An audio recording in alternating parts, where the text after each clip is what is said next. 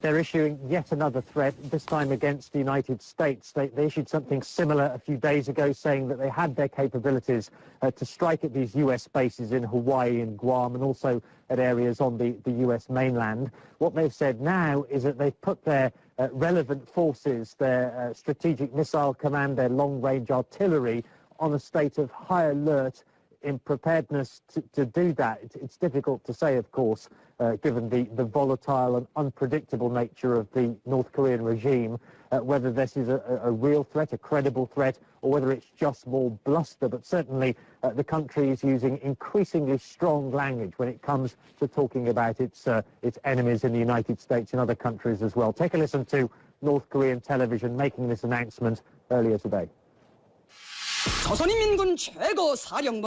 From this moment, the KPA Supreme Command will put on the highest alert. All the field artillery units, including strategic rocket units and long-range artillery units, which are assigned to strike bases of the U.S. imperialist aggressor troops in the U.S. mainland and on Hawaii and Guam and other operational zones in the Pacific, as well as all the enemy targets in South Korea and its vicinity.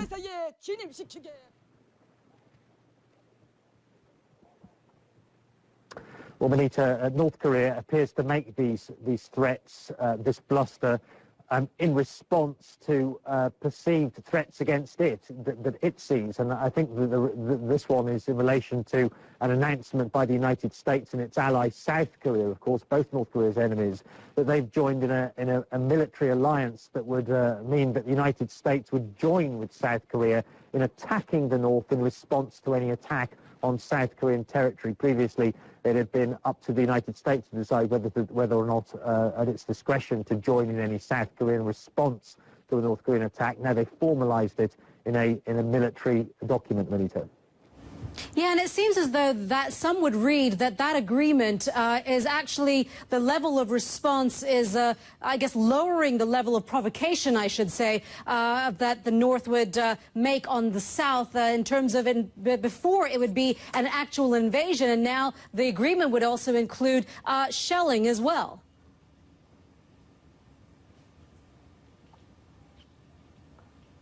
That's right. So potentially the danger is much higher of the United States being drawn into a conflict on the Korean Peninsula.